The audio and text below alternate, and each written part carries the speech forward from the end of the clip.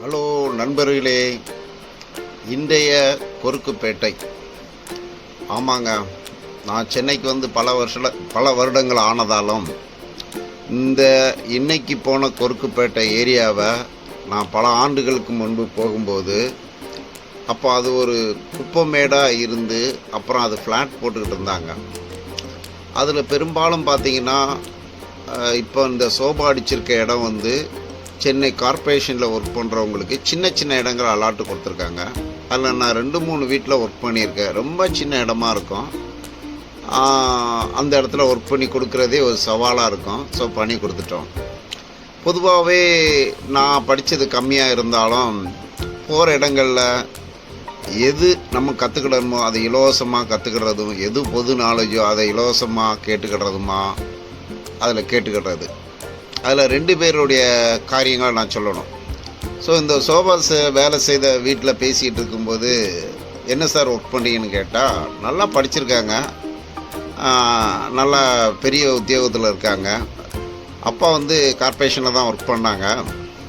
எங்களை அம்மா நல்லா கவனமாக உட்காந்து படிக்க வச்சாங்க.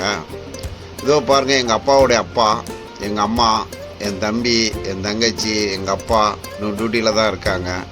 நாங்கள் எல்லோரும் ஹாப்பியாக இருக்கோம் பிள்ளைங்களோட அப்படின்ட்டு அவங்க பிள்ளைங்களாம் காமிக்கும்போது சந்தோஷமாக இருந்து.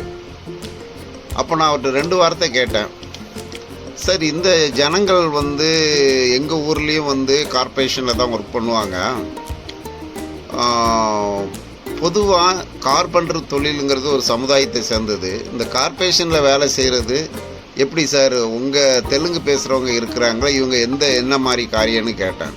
அப்போ அவர் தெளிவாக சொன்னார், அப்படிலாம் இல்லை சார், நாங்கள்லாம் ஆந்திரா பக்கம் இருக்கும்போது விவசாயம் பண்ணோம். அப்போ அங்கே விவசாயத்துக்கு எங்களுக்கு சரியான ஒரு கைடு இல்லாமல் ஆடு மேடு மேய்ச்சிக்கிட்டு அன்னைக்கு காலகட்டத்துக்கு வறுமைக்கு எங்களுக்கு இந்த தொழில் சப்போர்ட்டு கொடுத்துருக்கு எங்கள் முன்னோர்களுக்கு. அதனால் நாங்கள் செட்டில் ஆகிட்டோம். அதை அப்படியே பழகிட்டு அதில் அவங்க மேலும் கீழும் போயிட்டு வந்துக்கிட்டு இருந்தாங்க. இப்போ எங்கள் பிள்ளைகளெல்லாம் படிக்க வச்சுட்டாங்க. இப்போ எங்கள் ஸ்ட்ரீட்டில் பார்த்தீங்கன்னா 2 2 வீலர் ஒன்றா போயிட்டு வர முடியாது. அவ்வளோ சின்ன ஸ்ட்ரீட்டில் தான் இவ்வளோ நெருக்கமான வீடுகள் கட்டியிருக்கோம். இது மணல் எல்லாம் வந்து நாங்கள் ரொம்ப கஷ்டப்பட்டு தான் வீட்டை கட்ட வேண்டிய ஒரு சூழ்நிலையில் 3 மாடி கட்டி எல்லாருமே கிட்டத்தட்ட இருக்கிறோம். இப்போ எங்கள் வீட்டுக்கு ஒவ்வொருத்தர் வீட்லேயும் ஒரு டிகிரி ஹோல்டர் இருக்காங்க. எல்லாருமே ஒரு நல்ல ஜாப்லேயும் இருக்காங்க. இதில் ஒரு சில பேர் என்ன பண்ணுறாங்க, ஏரியா எப்படி இருக்குது அப்படின்னு சொல்லி ஒரு நல்ல ஏரியாவில் போய் வாடகைக்கு இருந்துக்கிட்டு இந்த ஏரியாவுக்கு என்றைக்கோ ஒரு நாள் வந்து போகிறாங்க. நான் அப்படி இல்லை. நான் எங்கள் அம்மா, அப்பா, பாட்டி, எங்கள் பிள்ளைங்களோட இங்கே இருக்கிறேன். ஸோ இது எனக்கு சந்தோஷமாக இருக்குது அப்படின்னு சொன்னார். அதை பார்க்கும்போது எனக்கு பெரிதமாக இருந்துச்சு. நான் அண்ணா நகரில் போனாலும் கூட சில இடங்களில் வண்டியை பூட்டிகிட்டு தான் போக வேண்டியிருக்கும். இந்த சந்துக்கில் 2 வீலர் 2 வண்டி கூட ஒன்றா போயிட்டு வர ஏரியில் நீங்கள் ஒன்றும் கவலைப்படாதீங்க சார், வண்டியை அப்படியே விட்டுவாங்க, அப்படியே இருக்குன்னாங்க. ஆமாங்க, வண்டி ஒன்றுமே ஆகலை, அவ்வளோ பாதுகாப்பாக இருக்காங்க, அவ்வளோ முன்னேற்றம் அடைஞ்சிட்டாங்க.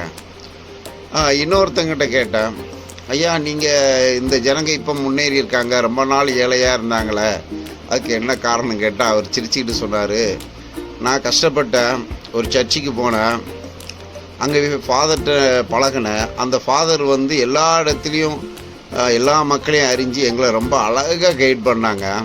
அதில் சொல்லி தரும்போது ஒன்று சொன்னாங்க, பொதுவாக ஏழப்பட்டவங்களாக இருந்தாங்கன்னா திருடர்களாக இருப்பாங்க, தண்ணி அடிக்கிறவங்களாக இருப்பாங்க, தம் அடிக்கிறவங்களாக இருப்பாங்கன்ட்டு பேட் ஆஃபிட்டு அதிகமாக சொல்லுவாங்க. அதுவும் உண்மை தான். ஏன்னா எங்களுடைய முன்னோர்கள் வந்து சம்பாதிப்பாங்க, தண்ணி அடிப்பாங்க, சண்டை போடுவாங்க, போலீஸ் ஸ்டேஷன் போவாங்க, சின்ன சின்ன திருடு பண்ணுவாங்க. ஆனால் பணக்காரங்கள்ட்ட பார்த்திங்கன்னா இந்த சின்ன சின்ன செலவுகள் எதுவுமே இருக்காது. சின்ன சின்ன சண்டையும் போட மாட்டாங்க. ஆனால் பெரிய பெரிய சண்டையை போட்டால் ஆளையே காலி பண்ணிடுவாங்க. ஒரு குடிசை ஏரியாவில் பார்த்திங்கன்னா 50 ரூபா 100 ரூபா திருடவன் தான் இருப்பான். ஆனால் ஒரு பணக்கார ஏரியாவில் போய் பார்த்திங்கன்னா போடாத ரோட்டுக்கு பில் போடுறவன், கிட்னி திருடுக்கவன், எல்லா டிபார்ட்மெண்ட்லேயும் பெரிய பெரிய லெவலில் திருடிட்டு தான் இருப்பானுங்க. ஏன்னா இந்தியாவில் அதான் நடந்துகிட்டு இருக்கு.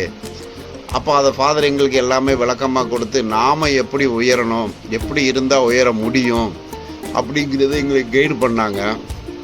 அதுக்கப்புறம் எஜுகேஷனை கொடுத்தாங்க. இப்போ எல்லாருமே எஜுகேஷன்லேயும் வந்துட்டோம்.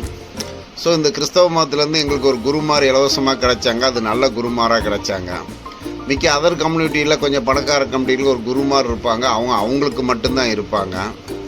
அவங்க ஃபார்வர்டாகவே இருப்பாங்க. ஏழப்பட்டவங்களும் அதிகமாக தேடி வர்றது கம்மி. ஆனால் இவங்க மட்டும்தான் ஏழப்பட்டவங்களும் அதிகமாக தேடி வந்து யாரையும் கூட்டு வச்சு அதுக்கு அறிவுறவு எஜுகேஷன்லாம் கொடுத்து முன்னேற்றம் பண்ணாங்க. அதனால் இங்கே நாங்கள் எல்லாருமே ரொம்ப நல்லா இருக்கிறோம். இதில் நாங்கள் முன்னோர்கள் இருந்த பக்தியை போய் பார்க்க போனோம்னா எங்கள் பாட்டி தாத்தாலாம் கூட அது இந்து கிறிஸ்டின்ஸ்லாம் கிடையாது. அவங்க வந்து ரொம்ப கொடூரமான பக்தியாக இருக்கும். உதாரணத்துக்கு கொட்டடித்தாலே அவங்களுக்கு சாமி வரும்.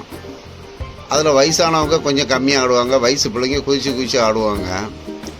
அப்புறம் இன்றைய காலகட்டத்தில் அவங்களுடைய பிள்ளைகளுக்கு பக்தி இருக்குது, அவங்களுக்கு வேதங்களை தெரியுது. ஒரு கிறிஸ்டினாக இருந்தால் பைபிள் தெரியுது, பைபிளுடைய அர்த்தங்கள் தெரியும். அவங்கள்ட்ட யாரும் அவ்வளோ சீக்கிரத்தில் சீட்டிங் பண்ண முடியல, ஏன்னா அவங்க ஆலயங்களுக்கு போகிறதுனால நல்லா கற்றுக்கிட்றாங்க.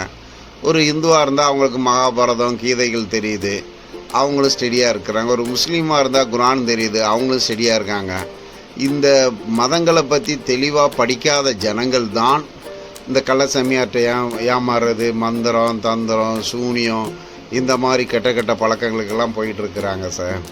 அதிலலாம் இல்லாமல் இருக்கிறவங்க படிப்படியாக முன்னேறிட்டு வராங்க. நாங்கள் 10 வருஷத்துக்கு முன்னாடி இப்படி இருந்தோம், இப்போ இவ்வளோ முன்னேறி இருக்கோம். இன்னும் 10 ஆண்டுகள் கழித்து பார்த்தீங்கன்னா எங்களுடைய வளர்ச்சி இன்னும் நல்லாயிருக்கும். ஸோ அவங்க சொன்ன குற்றச்சாட்டுகள்லாம் மறைஞ்சி போயிடும், எங்கள் குற்றச்சாட்டுகள்லாம் பயந்துடும். ஒன்று மட்டும் சரி சார், எந்த வாழை மரமும் எந்த தென்னை மரமும் வச்சு ஒழுங்காக தண்ணீர் ஊற்றி அதுக்கு பராமரித்து உரம் கொடுத்தா எல்லா மரமும் காய்க்கும் சார். அறிவாளி ஒரு சமுதாயத்தில் மட்டும்தான் பிறப்பான்னா அப்படி இல்லையே, கடவுள் படைக்கலையே. எல்லா சமுதாயத்திலையும் அறிவாளி பிறந்திருக்காங்க, எல்லா சமுதாயத்திலும் சாதனையாளர்கள் பிறந்துக்கிட்டு தான் இருக்கிறாங்க. அதில் தாழ்த்தப்பட்ட கஷ்டப்படுற குடும்பங்களில் ஆண்களுக்கே மரியாதை இல்லைங்கும்போது பெண்களுடைய நிலைமை தான் ரொம்ப மோசம் சார். ஏன்னா இவங்களே மதிக்காத நேரத்தில் அவங்கள எப்படிலாம் மதிச்சிருப்பாங்க. இந்த ஆண்கள் குடி போதையில் அந்த பெண்களை உடலாம் கொடுமைப்படுத்தியிருப்பாங்க.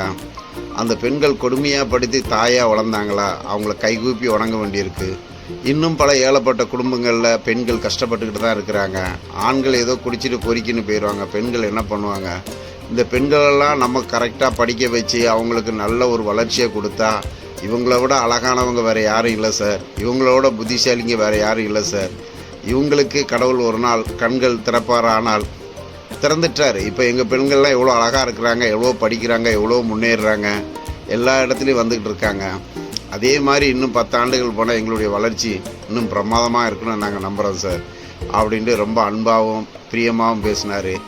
அன்றைய கொறுக்கப்பட்ட நாளே ஆட்டோக்கள் வராது, ரவுடிசம் பண்ணுவாங்க. ஆனால் இன்றைய கொறுக்கப்பட்ட நான் பார்த்தபோது ரொம்ப சந்தோஷமாக இருந்து நல்லா படித்தவங்கள பார்த்தேன். அதில் 2 பேரும் நல்லா உதாரணத்துவமாகவும் தெளிவாகவும் அன்பாகவும் அழகாகவும் பேசினாங்க. எனக்கும் சந்தோஷம். அதை நான் பதிவு பண்ணிடுறேன். இது இன்றைய கொறுக்குப்பேட்டை. ஆமேன். கடவுள் நம்மளை ஆசீர்வதிப்பாராக. அல்லேலூயா. ஆமேன்.